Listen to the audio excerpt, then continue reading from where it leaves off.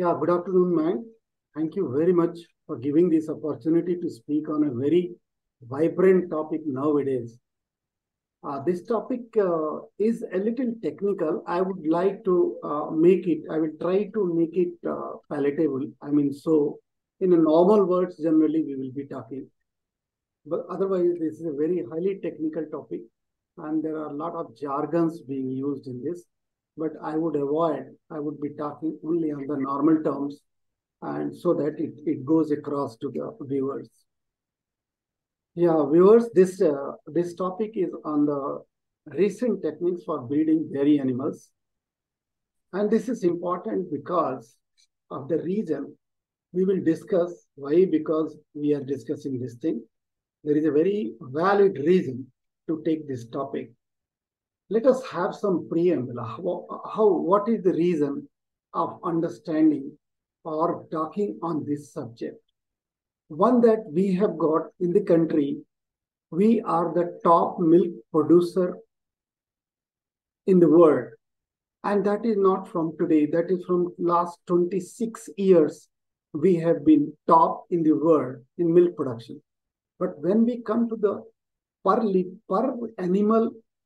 per lactation milk production, we are very poor in that. And Government of India understood this. And they have realized that unless we revive this, unless we change this position, we are at 15th position in the world. While we are in milk production, we are on the top first position. So per animal lactation, per animal per day or per animal per lactation is very low. While in US, it is above 10,000 liters per lactation in 305 days. In 305 days, 10,000 liter, you can calculate per day, one cow single on an average. This is average. One cow is giving how much liter of milk per day. And look at the India, 1318. We are at 15th position. And if you see, USA is on top, Japan is the second, UK is the third, Canada is the fourth, and Argentina is the fifth position. We are at 15th position. So that is the main reason, and it can only be done through the breeding of the cows. This is the per animal per day milk production in India. So look at the position. We have got varieties of cows. It could be exotic cows, crossbred cows, indigenous buffaloes, nondescript buffaloes, Indian cows, nondescript cows. So look at the Indian cow. We are having only hardly 3 liter on an average milk production, and nondescript is further low. So to improve this, the breeding is the only way, and that is why the Rashtriya Gokul Mission, under the scheme of breed multiplication scheme, they are pressing upon using the improved technique, the latest technique to breed these animals at the farm. Why our productivity is so low? The one reason is about 99 million out of 305 million, 99 million animals, females, remain unbred. They are not inseminated at all. So if 99 million animals are just counted in the counting, but they are not bred, they are not calving, they are not giving milk. So obviously that once the denominator becomes very high, the per animal production becomes low. So that is one of the reasons. The second reasons, many reasons we have given here, that you just see this is the position, and this we have discussed in India's major milk production, but that is the problem. The maximum milk is produced by the small and marginal farmer. They are having less than 1 acre or 1 to 2 acre. So these are holding about 70% of the animal of the country. So they do not have those resources to feed them so much or keep the high yielding animal, so that they have to feed that much and they have to dispose the milk that much to the right price. So that is the problem in India, and that is the major reason that why we are lowest in per lactation milk. Shortage of semen is another way. 99 million females remain unbred. They are not receiving semen, so they are not getting pregnant. So there is no calving. So like this, substandard semen is also semen quality in India, which is produced generally at the state semen stations in every state. They are not meeting the standards. The best semen is produced in the central farm in Hesargata, Bengaluru, and in NDDB farms at Bidej, SAG Bidej, and in Ahmedabad. So they have got, these are the three stations where you get the best quality of the semen, while the other all qualities through which all government veterinarians are using those semen, so they are not good quality. Obviously, the good quality is not there, so the conception rate will be low, production will not be so high. So non-heat, there are a lot of animals due to mineral deficiency. Without feeding the minerals, they will not come into the heat. Once they will not come into the heat, their genitalia will not open to receive the semen, and then they will not show any sign of the heat. So no breeding and no calving, again no milk. So poor genital status, because we are not good, the farmers, 70% farmers, 70% animals are held by the poor farmers, the landless, marginal and small farmers. So they are not able to feed them properly. So the genital organs are developed properly, so that it is ready for the early puberty, ready for the accepting the semen and becoming pregnant. Sometimes placenta, after the delivery, placenta is not cleared, and placenta is the bag where the baby is covered in the womb. So after baby comes out, the placenta should come out always. But sometimes due to infection in the uterus or due to the manhandling, due to the bad handling, the placenta remain in the uterus, and that creates the infection in the uterus. Animal will not come in heat, and obviously not being pregnant, obviously remain unbred, no milk. Repeat breeder, they become repeat breeder. They will show the heat sign, but they will not accept the semen to become pregnant. So these are the major reasons why we are low in the productivity per animal. Otherwise, production in India is on top in the world. We share about 22 to 23% milk of the world is from India. So poor treatment of heifers in India. Indian farmers have done PhD. This is a statement I am making. All farmers should excuse me. This is my experience of 42 years in dairy. All farmers have done PhD in spoiling heifers. They will never bother about the animal unless the animal is pregnant. Before pregnancy, they don't know unless the genitalia develop, unless the heifer develop that much muscle, that much growth in the body. It cannot hold a better baby, a normal baby, and it cannot come into heat early. Puberty will be delayed. Intercalving period will be delayed. Conception rate will be delayed.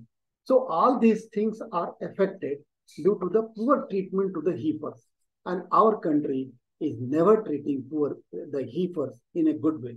Only they know if the animal is giving milk, they are feeding properly or whatever they have, not properly. All feedings are not properly, generally not properly, not balanced. But anyway, whatever they are feeding to the milking animals, heifers, calves, they are not into their list.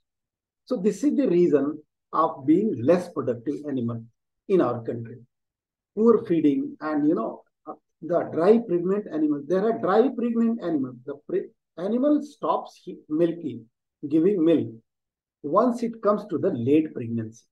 And the late pregnancy has to be dealt that there is a baby inside the animal. And they have to really they have to show that much empathy to the animal, that it is carrying the baby. It needs that much food.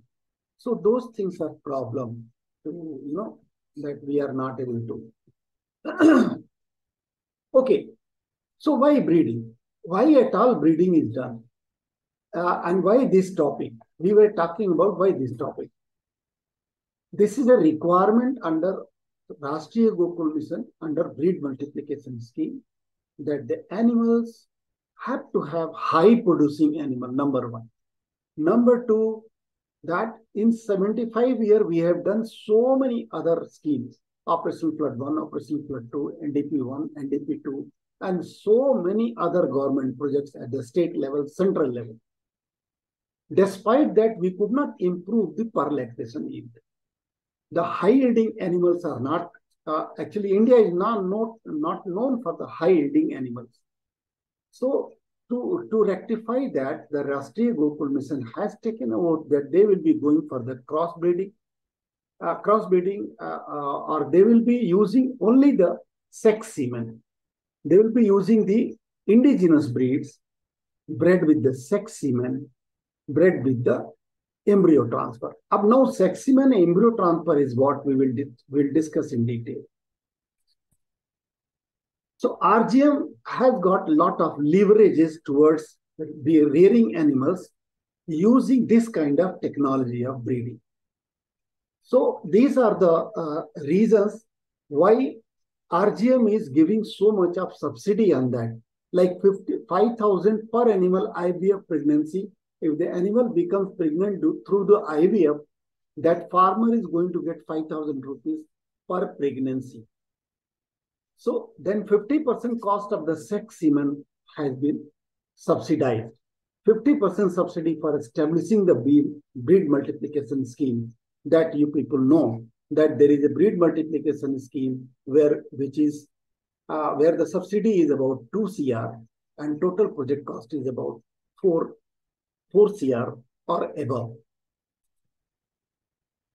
So now this is the reason that what was the old system and why this new system and the ultra system. Why this kind of change? Earlier, the breeding was actually in the early days. Early days, you can say about 50 years ago, hardly anybody was bothering about the breeding the animals. They will just go for grazing and bulls will be there and they will be served naturally. And they become, become pregnant. If they become pregnant, there's nobody going to check that whether they are pregnant or not. They will deliver the calf. After some time, their belly will up. And they will come to know, yes, fine, these are the animals, right? So the animal delivers, and whatever delivers, nobody knows who made the pregnant, what was the bull, what was its genetic material, how much was its mother's yield, and how upgraded bull was. Is it a pedigree bull? It was not. It was just roaming bull on the road. So as we find today also the roaming bull on the road, because the male calves are being left on the road, because farmer cannot keep them because they are not for the draught purpose, and they will eat. And who will build the feeding cost of these male bulls, male calves? So finally they land to the road or somewhere the common places, and they become bull by just grazing here and there. So obviously they are not the good to breed the animals. Obviously their offspring, their kids, their babies, their calves will not have high genetic potential. So this is obvious. And that is the reason it was going since beginning. This is our past. And what are the problem? Why we left this thing and we went for the artificial insemination, not to the natural insemination. The artificial insemination restricts all those things. Here, in natural service, the venereal disease, the diseases of genitalia are transmitted from animal to animal because the bull is same and it is breeding with several females. So obviously, if the bull has got some genital disease, obviously it is spreading in all the cows. So it is also spreading the genetic disease. If the bull was not reared properly and it has got some genetic defect, those defects will be transferred to the babies also. Nobody bothers about all this earlier. Now people have become aware about the artificial insemination in place of natural insemination. We'll talk. Even today also, the natural insemination is being preferred in northern India. In many of the places, people rear the bulls and they breed their animals naturally. They don't know there is a problem because bull has to be tested whether it has got any genetic disease in the blood. If the bull blood is tested for the genetic disease and it is found correct, then only it should be used. So when we are going for the artificial insemination, we are using all high graded bulls that we will discuss next. So this is the problem. One is the disease, one is the genetic disease, which you don't find, but it will come in the baby.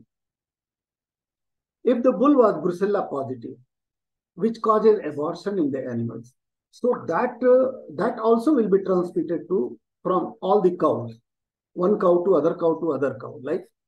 So similarly, genetic property, nobody knows about these bulls which are roaming on the road. No security, no surety and no PD. Pregnancy diagnosis, nobody does. Because the bull has served the cow, it will become pregnant, it has become pregnant or not, nobody knows.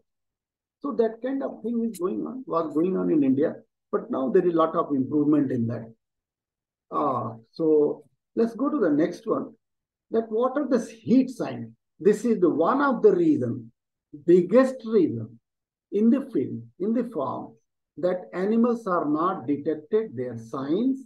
So the semen is not put at the right time, right place. So the animal will not become pregnant. Then it will go for another 21 days. Every 21 days, animal comes, cow or buffalo comes into heat. It shows the sign of heat, the cycle. It is called the estrus cycle.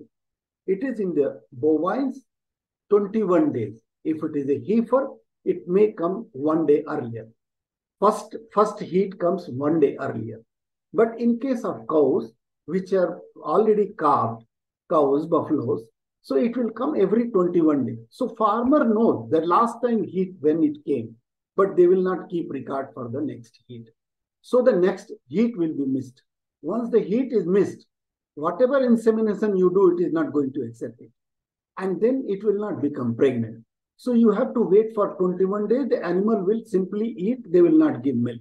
So you have to understand that the heat detection is most important. These are the signs. Let us not go into that. This also I will skip. This is the estrus cycle. How the cycle of 21 days. This is inside picture. What happens in cow's inside body when this 21 days cycle is going on. This is a heat period. Heat period comes generally for 48 hours. So the first heat is called preheat, then middle heat, and then late heat. So first heat is generally 8 hours that we have to avoid for insemination, because if you do the insemination, by the time ova comes, the semen would have died. So there is no point putting the semen when the ova is not coming. Ova comes about 10 to 12 hours after the heat is finished. So after heat is finishing, after 36 hours or 40 hours, heat is finishing. So you have to inseminate. Suppose the animal has come in the morning. So you inseminate after 8 hours, that comes to in the evening. But the best insemination will be if animal has come today 8 hours in the morning, tomorrow 8 hours if you inseminate, sure shot there will be pregnancy. But that is not followed because the start of heat is not known to the farm. They don't know when the heat was started. They just see that, yes, heat has come. Had they kept the data on laptop that this animal came on 1st of November, so on 21st of November, again it will come in the heat. So they would know when heat is coming. But that is not a practice in India. And generally in the field, it is not the practice. Only the farms are keeping this practice. So this is the problem.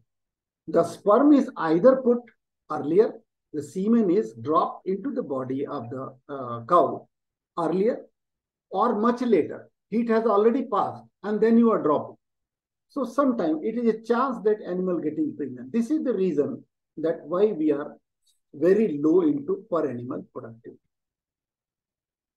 These are the signs an animal will accept the other animal standing nearby. They would like to be, cozy with the animal. They would like to, dash with the animal, female dashing together. So it is a kind of sign that shows that animal is in heat. Out of these two, one animal is in heat. Now you have to decide which one is in the heat. Those signs we were talking about that we will discuss now. So this is the picture showing that the heat period, the first heat we have to avoid. Second heat also we have to avoid at least 6 hours, 8 hours, 12 hours. So between the mid heat and last heat, this is the best time to inseminate the animals. This is the best time for artificial insemination. If it is natural insemination, the best time is the mid heat. Okay. Now let's go to the next slide. So these are the what is the ETT? We have been till here we have been talking about artificial insemination. So what is artificial insemination? That also we should understand. We'll come to the second slide. So, but here one line I have given over here. Kindly see that the bulls are well built, well developed, well fed, disease free, progeny tested. Pedigree bulls are only used for the semen production. And this semen is used instead of natural service, natural bull semen is being dropped in the uterus. Here, this best semen possible is dropped in the uterus of the cow. So then the offspring, the kid you can expect, the better one.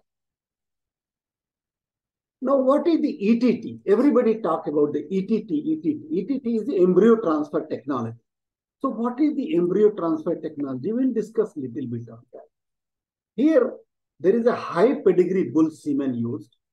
There is a high genetic potential cow ova used. So look at that. There are two words used in the ETT. One is donor, one is recipient. What is donor? Donor is the one which donates ova. Ova comes from the ovary. So donor is the donor of the ovary, ova. Means eggs. In normal word, it is an egg from the cow. So it is being generated in the donor's ovary. Okay. What is recipient? Recipient is a different cow. It is not giving the ova. It is a body. It is a uterus. It is a womb which will be hired to put this baby in the womb. Neither the ova is of this recipient and nor the semen is of any of the bulls. As we have been discussing in artificial insemination, the semen is of a very high graded bull. Here, the semen is of a very high graded bull used. Then a donor is decided. Donor is medicated to initiate its ovulation so that it starts shedding the ova. The ovas are, we know that after how many hours of the medication, the ova will come. Accordingly, the semen is used in that donor. Donor gets semen, receives the semen, and allows the ova to become fertilized. The moment ova become fertilized, then we know that after how many time this ova will be fertilized for the multicell. The fertilization of ova with the sperm is called zygote. That zygote becomes multicell, and then multicell goes on multiply. Once it becomes polycellular, it becomes embryo. Because it is a fertilized one, it will develop into a baby.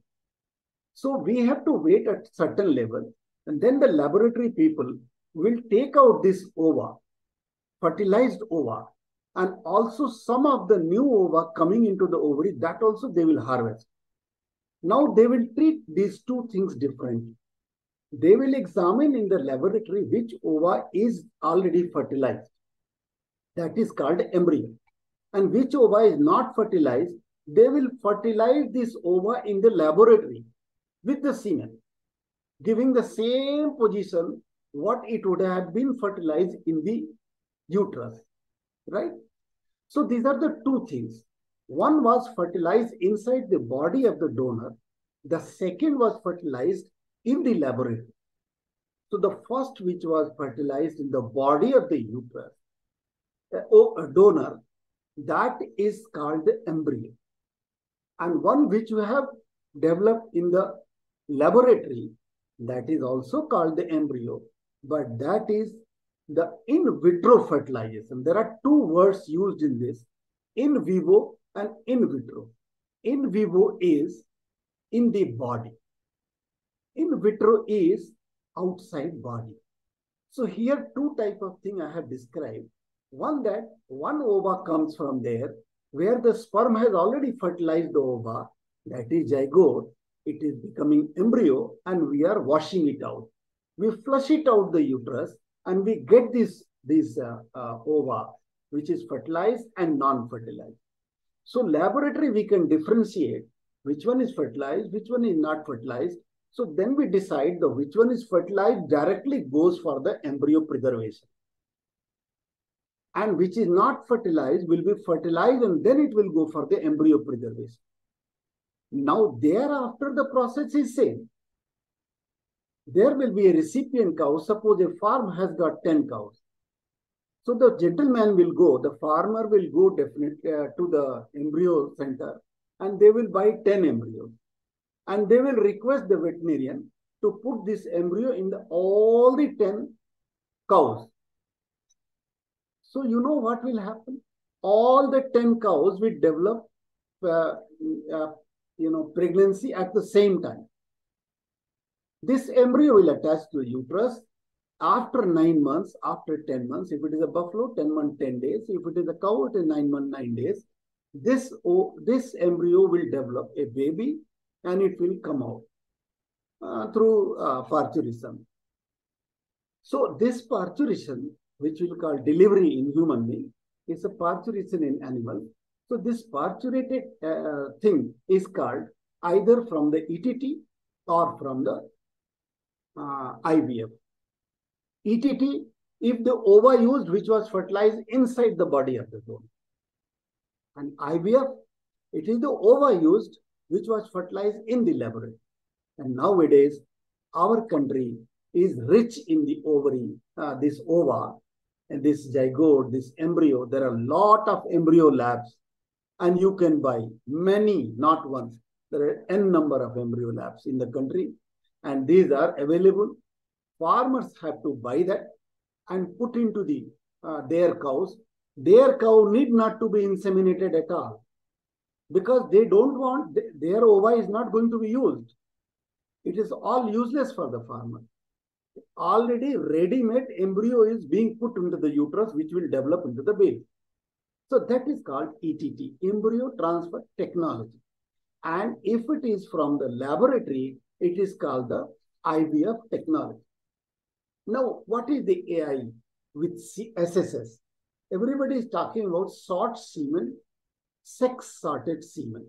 This is a unique thing has come in our country, and now we are boss in this.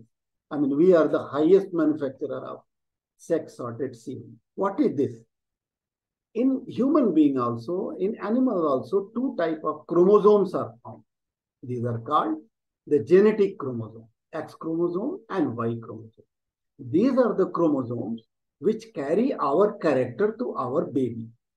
Similarly, a cow's character will go to the calf with these two X and Y chromosomes. Now, the theory says that if the composition which was at the time of fertilization was made by XX chromosome, like When the semen goes, there are X chromosome and Y chromosome. Both are going in the semen. So, and cow side, it is coming X.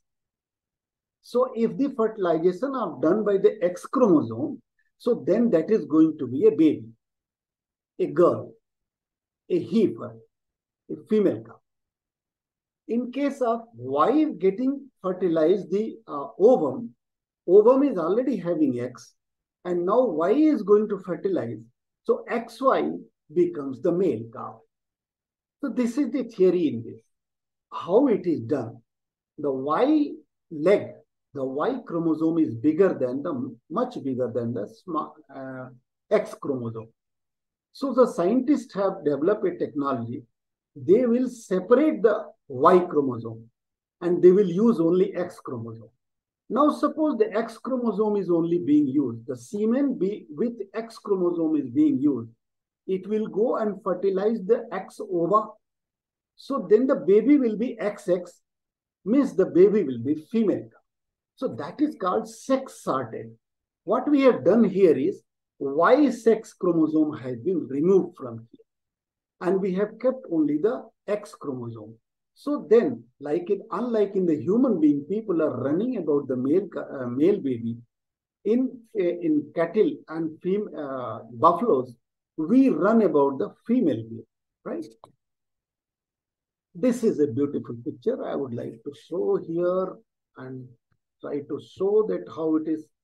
If I can move this thing, yeah, a little bit. Yeah. I could do this. Okay, fine. Great.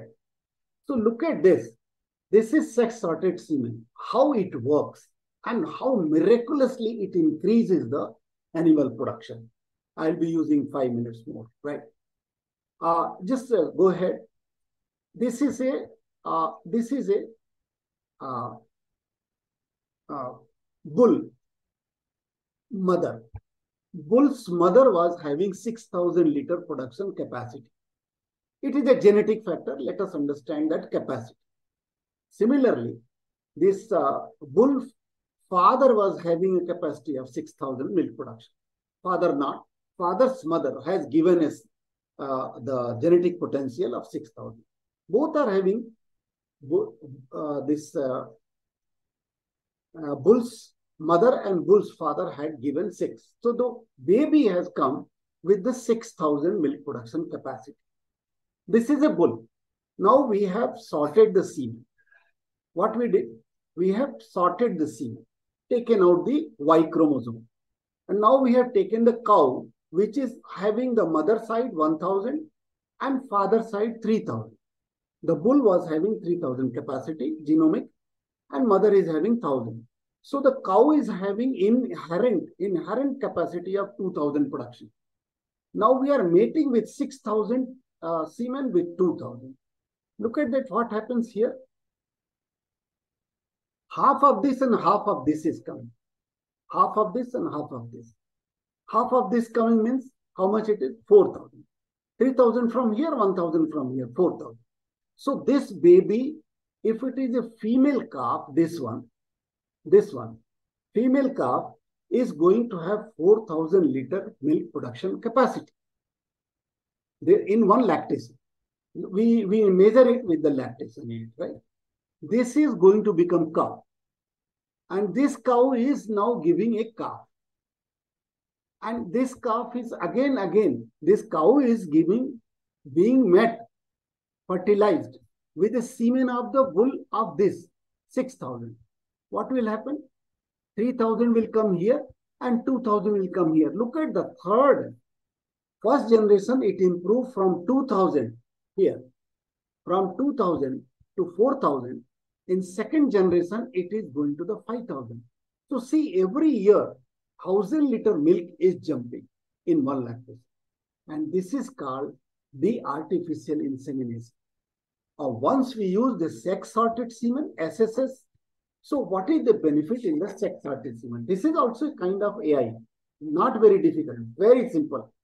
Because only semen, you will not understand which semen has been put. It is sex semen or it is normal semen. If it is a sex semen, there is a chance of 90% female and 10% male. So what happened? This 90%, this 90% is becoming cow in the farm, and everybody will be happy because males are to be, not to be used because there is no other way. So to reduce the number of males. So this was a technology taken out that it will use and reduce the male calves. You will be getting maximum female calves, and genetic material will jump every calving. So this is here just see 50% genomes comes to the calf from mother and father, right? This is what we have seen. Now come to the next slide. Next slide. ETT. ETT, as we have discussed, the ovum comes from the donor, sperm from the bull, and becomes the zygote, fertilized. Zygote divides into become embryo. Embryo is preserved in the lab, in the medium, and whenever it is required, it is transferred to the recipient cow. It is called the surrogate mother, right? We have discussed. Here, the farm animal is donor or recipient. Either the farm animal could be donor. If it is a very high-yielding animal, you can make it donor, or it is just a recipient. If it is not a high-yielding animal, you can just put the high-yielding embryo, and that calf will come from those parents, not from the baby which has been carried by this recipient, right? So IVF, we have already talked about the cattle. The oocytes are removed from the cow in vivo. In vivo means in the body, we remove it. And then twice in a week, we do this process twice in a week.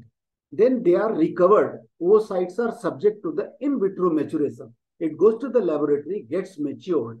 After maturing means multicellular. You can't see it by eye. It is only through the microscope you can see. Then developed embryos.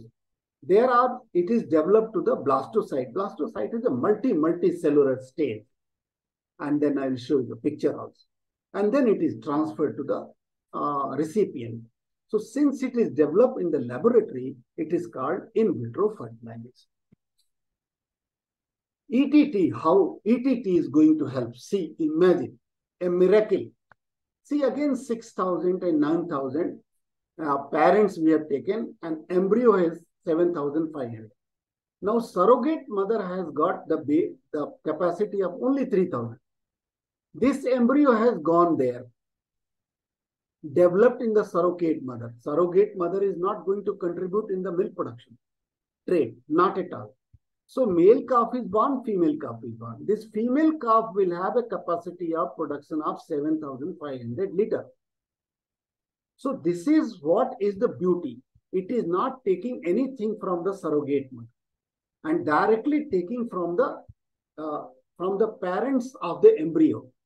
So because this embryo was put into the uterus, the cow has only done that nurtured the baby. That's all. Okay. Its character will not come into this.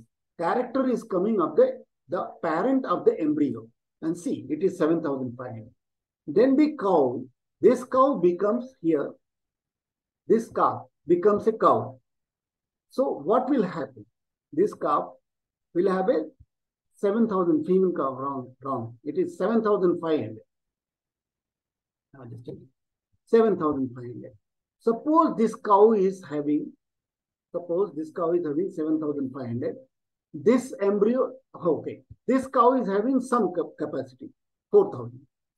Now again, this embryo is put into this. So you will see that it is jumping to 5,000 again. So generally what I wanted to show in ET is surrogate mother contributes 0, nothing. Here it has to be 7,500, this figure. And 7,500 will again net with the 7,500 if you want to go for the SS, sex semen. If you are going to drop the embryo over here, only the 7,500 will be transmitted, not this 4. So there is some mistake in this. So, okay, how does it look like through microscope? From open eye, you can't see. First of all, a picture shows that where to drop the semen. So this is the uterus of cow. And these are the ovaries of the cow. So you have to drop with the AI gun, you have to drop the semen directly in the uterus. That is the beauty. If you are dropping anywhere else, if you are dropping here or here or here, animal is not going to be pregnant. You have to drop it here. And then animal, the semen is into the uterus. Now inside uterus, what is happening? Look at it. A ovum has come, and many of the millions of sperm goes to the fertilizing the ovum. And then this is the position, fertilization. The ovum, the sperm is entering the ovum. And finally, this is the zygote, 2-cell. This is 2-cell structure. So this is 1-cell structure. This is 2-cell structure, 4-cell structure, 8-cell structure, like that. At this stage, when it becomes multicellular, multicellular, at this stage, we transfer it to the recipient mother. And this is the process, how it will be looking like through the, in the Petri dishes. So this, I just showed like that what is the picture. And now your question, please. You can ask the question. Yeah. Okay. Thank you, Dr. Shrivastava, for the detailed presentation. Now I'll take up some questions. Okay. Yeah. What are the latest advancements in genetic selection for dairy cattle, and how can it benefit small-scale farmers? Yeah, small-scale farmer, it will not benefit much because only SSS can benefit. There are 2 techniques we have discussed 3 techniques. One is SSS, sex sorted semen. We have discussed ETT. We have discussed about embryo transfer through IVF. So the SSS is just an AI. If that person takes the SSS, at least he is going to be benefited. The poor chap, the poor farmer, 1 animal farmer, 2 animal farmer is going to be assured that baby is going to be female. 90% possibility of the female and only 10% possibility of the male. So that is a direct benefit. Every farmer wants that my cow should give a female cow. So that is the benefit. So this is how these technologies are helping to the dairy farm. Yes, madam. Next. Okay. Can you explain how genomic testing has improved the accuracy of identifying superior dairy traits in breeding programs? That is a very good question. We did not cover this. We have not covered this, but I will explain that. See, there is as I discussed about X chromosome and Y chromosome. These are the genetic chromosomes which carry our character to our babies. So this X chromosome and Y chromosome, if they are together, if the embryo is of X and Y, it is going to develop into male. If the embryos are X and X, it is going to develop into a female baby. This is the process. Okay. Your question is that how the traits, how the science has developed, which has benefited the breeding policy and breeding system. Yes, it has developed. Now we can test the blood of the bull from where the semen is coming. Now we can test the animals, females, cow of the farm, and we can check the genetic problem in the chromosome level, and we can eliminate those animals. Bull testing is most important here because one bull is going to give the semen and going to make the pregnant of at least 10,000 to maybe 20,000 cows. So if the bull is a defective, having some genetic defect, so it is going to be transmitted to 10,000, 20,000 cows. So that is the reason the bull testing is most important in case of the breeding. Now you say that even the females are also having some kind of genetic problems in the blood, and it can be detected through the blood. But here in the breeding, generally we talk of the chromosome study of the bull, male calf. Yes, madam. Male calf, if we can bull, so suppose the calf is only 1 month. and if you are testing the blood, right? So you will know that this calf is having a genetic disease. So you will not make him a bull, no, for the breeding. So all expenditure is saved. So institution which is going to save that bull, make that calf into bull, and later on use its semen for fertilization and breeding, at least they will be saved of that much expenditure. So this is the benefit. And plus, slowly and slowly, we are eliminating any kind of genetic diseases or congenital diseases, which we call in the animals. Yes, ma'am. Next question. Okay. Yeah. And why should we breed the animals? Why not leave them for natural breeding? Yeah, that I explained in the first thing only. My first slide was that only. That what happened. It's so much of problem now. Yeah.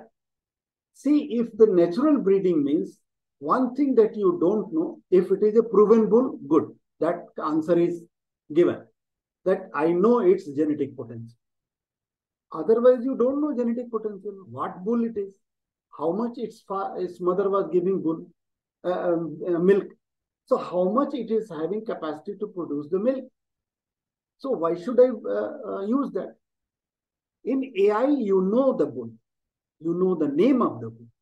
In the dose, whatever used for the semen, as a semen, for fertilization, for insemination, every branding is there. Bull code, bull number, from where the semen has been produced. It is its mother was, what was the yield, how much is the progeny testing. Every detail is there on that straw. People throw the straw. Farmer never reads that. Even intelligent people I have seen read. Even those who are masters in the breeding, they also don't bother about it. But it is given from the semen station side, they give all the details. If you go on the site, go and log on to the semen station, put that bull number, you will get all the details. It is not present in the natural bull, natural service. And if you do the natural service from the good bulls, then you are, how many cows will be served? In a month, hardly 10 to 15. And if it is AI, in a month, you can serve 10,000 cows. So 10 to 15 cows by natural and 10,000 cows by the semen, AI. So that is why the natural service should not be practiced. Artificial insemination. The reason is, madam, when the bull deposits semen into the uterus, into the cow, it deposits in the volume. I mean, it will be about 3 to 4, 4 ml to 10 ml. The bull can deposit the semen into the genitalia of cow. But in case of the AI, what we collect, this is the same 10 ml we collect, and we dilute it and make millions of doses from one ejaculate. So just imagine how much multiplication we are doing, because cow for insemination require bare minimum number of the sperms that is decided. So in the AI, artificial insemination, the lab state, the semen stations, they keep that much number only, so that the cow is inseminated also, and the balance is used for other thousands of cows. So this is the benefit in the artificial insemination, and natural service has got these are the problem. Besides the diseases, the one bull is, suppose in a farm, 50 animals are there and one bull is there. That one bull is serving all the 50 animals. If the bull is having some disease, all the 50 animals with genitalia will be infected. So this is the problem in natural. It should go to the artificial insemination. Yes, ma'am. Next question. Okay. And are there new reproductive technologies that farmers can leverage for improved breeding outcomes in dairy herds? There are many, madam, but depends on the money. I have not discussed about the cost. Let us talk on that. Good question. if you are going to do AI, natural service, if you are going to do, then the bull rearer, those who are rearing the bull, people take their animal when they come in the heat, they go to the bull rearer and he charges about 200, 300, 500 rupees or whatever. Nowadays, I don't know whether they are charging 1,000 rupees per service. Now here one AI dose is costing how much?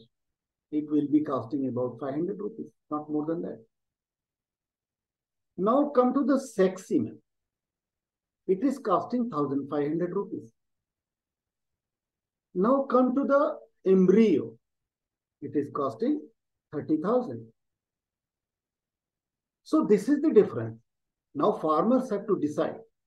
If I want only female calf, go for the sex semen and pay 1,500 rupees and get sure shot female calf and enjoy with the cow. That female calf will become cow. Provided you feed it. Heifer, they don't feed. They will wait for the heifer to become bigger. Come in heat. The heifer, if you would have fed properly, it would have come in heat. Suppose after 2 years, it will come after 4 years. So 4-year feeding is accepted by the farmer. But they will not feed properly so that it comes in the heat in the 2 years. 2 years means, and 4 years means 2 calf you have lost.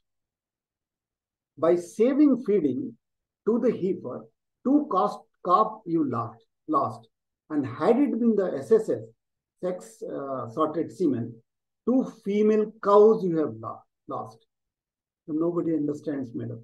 This is the methodology and this is the economy, what I am talking. And if somebody is having power, they have money. So why to use this cow, which is giving only 5 liters of milk? Use that cow, which is giving 30 liters of milk. Use that embryo. And use this cow as a recipient cow, surrogate mother. Don't use the character of this cow. So what you are going to do, you are going to a baby which is going to produce 30 liters now. So why not to do that if we have money? So if you are spending 30,000 rupees, maybe on medication, etc., total maybe 40,000 rupees for one insemination, one embryo transfer. So that 40,000 rupees is going to give you 100% a baby, female baby, which is going to develop as a cow, which will give 30 liter milk per day. And it is not only, in air. I have seen with my own eyes in UK and America when I went. And I went to the farm, I saw animal giving 30 liter of milk, 3 times milking. Every time 10 liter, 10 liter, 10 liter. So that can be done in India also. Same HF cow. No other cow. Same HF cow. I have the photograph. Last time I showed some of the photographs. But anyway, point is, if you are not having money, at least go for sex semen. To avoid the male cow, you are getting the female baby and that becomes a cow. Feed them. Make them early pregnant. Save your calves. Right? That become a good cow. If you are having a wealthy person, you have multiple animals, use many of them as a recipient. No need to use their ovary. No need, not at all. Let the ova come and go. You take the embryo from outside and put it to that. And then whatever the calf comes, female calf, that becomes the cow. Then you get that much milk, no? So this is the way of improving the per lactation milk yield in India. And that is why government has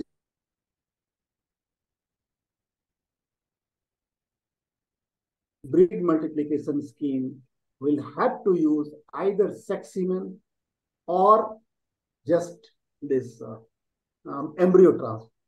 Nothing else. No normal AI. Natural, there is no question. Yes, ma'am. Okay.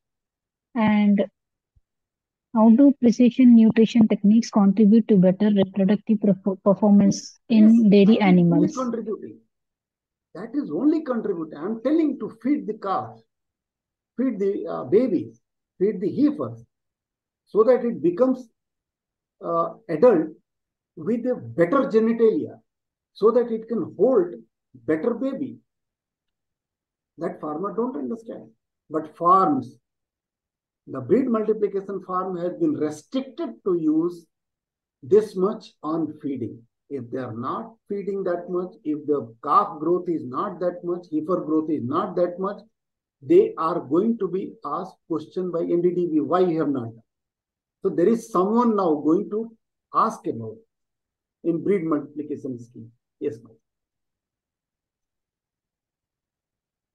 Okay. What is the difference between SSS and ETT? Which one is easy and cheap? That we have discussed. No, SSS is much easy, and embryo transfer is a costlier, as well as it success rate is also not that much. But SSS is just an AI. It is just an AI. Only thing you have to be very precise about the heat timing. I showed you, no, heat timing, that when to inseminate. This is when to inseminate. This is the best time. If the heat has come 8 o'clock in the morning, next day 8 o'clock to evening 8 o'clock, we have to inseminate by the SSS, sex sorted semen. And you get sure sort female baby. What more you want? And easy. There is no hi-fi technique in this. It is just an AI. Semen has changed. Technique has not changed. But the ETT is very costly, and there is a success rate is also not that much. About 50% success rate generally can be taken, but it is less than that. Less than that. But once it is taken, suppose one embryo is accepted by the cow, the recipient cow, you are going to get a calf which can produce later on 30 liters of milk. This is the difference. Yes, ma'am.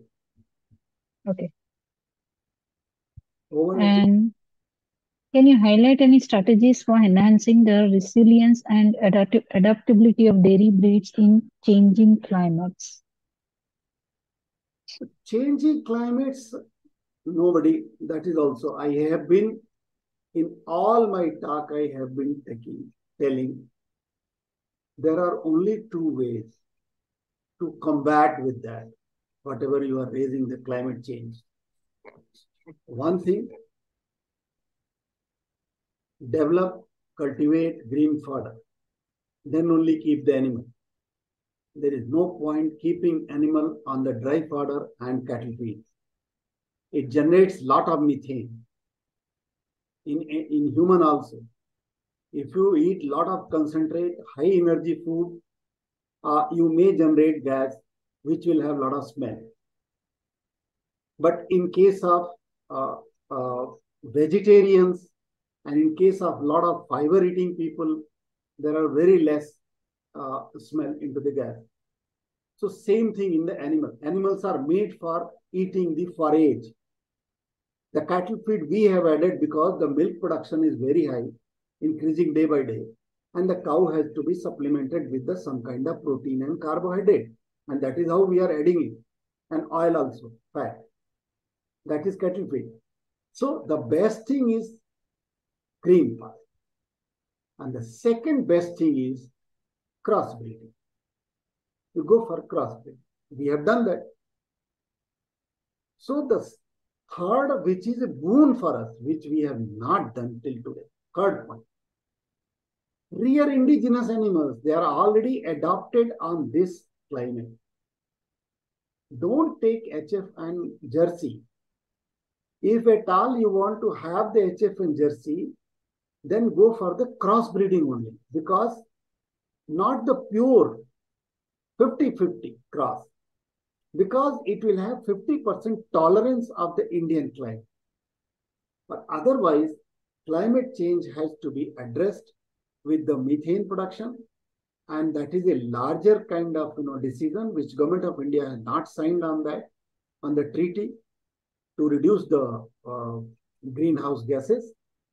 And the reason was that if they sign,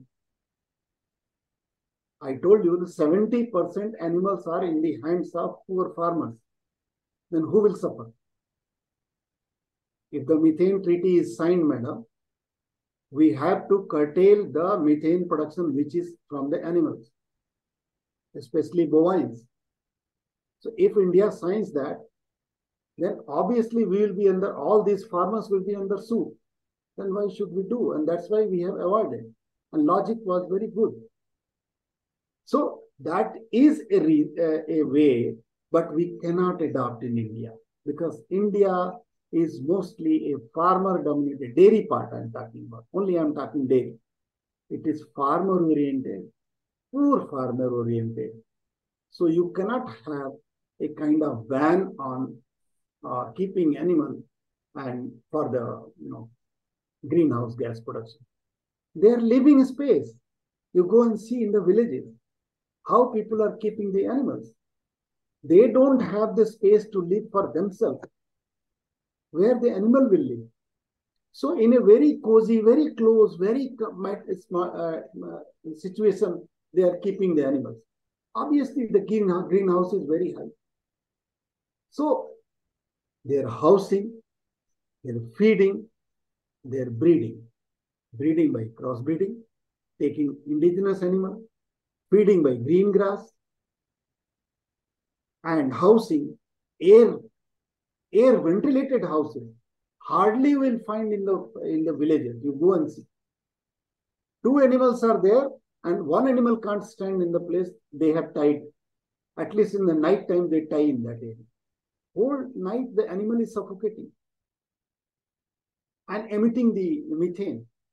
So we have to look into that. Climate change is on our head. We are seeing that. But I don't know. We don't have much answer on it. Yes, ma'am. Okay. I will take up the last question. What considerations should farmers keep in mind when adopting new breeding technologies for their dairy herds? What? Repeat once. The beginning. One second. What? Yeah. What considerations should farmers keep in mind when adopting new breeding technologies for their dairy herds? Yes. Are, this is also a very good question.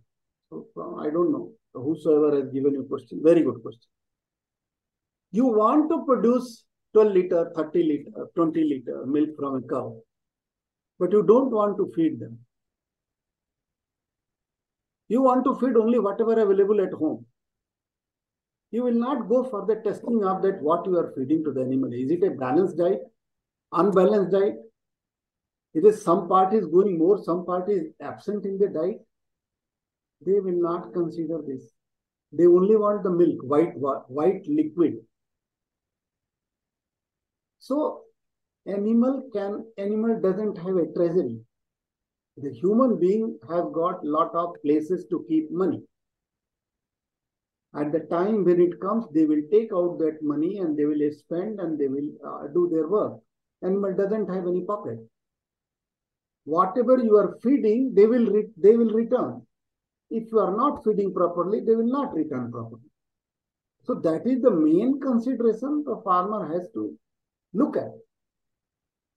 90% of the farmers, the small and marginal farmer, they feed the animal on minimum availability of the requirement of the feed. Bare minimum. It is like you want in your food protein, carbohydrate, fat, minerals, and vitamins, fibers. Here, the farmer is eating only roti and dal, or roti and sabji, or rice and sabji, idli and sambar. That's all. So the same thing they consider that animal will also need only dry grass. Okay. Only little bit of the homemade. That is also not produced. Purchased from the market, so that it will have some composition. Whatever available at home, that they feed. So do you believe animal has a pocket that they will give the milk from their, they will add protein and fat from their side? That is the problem in India. They are not looking at that. That is the main consideration. If you are keeping animal, feed the animal properly. Okay, bye. Okay. Okay. Okay, sir. So, yeah. Done. So we have come to end of question round. On behalf of agricultureinformation.com, I'd like to thank you for a detailed presentation answering all the questions in depth. And I also like to thank all the participants for joining this meeting. The meeting will now be closed. Thank you very much, madam. Thank you very much. You're most welcome. Thank you.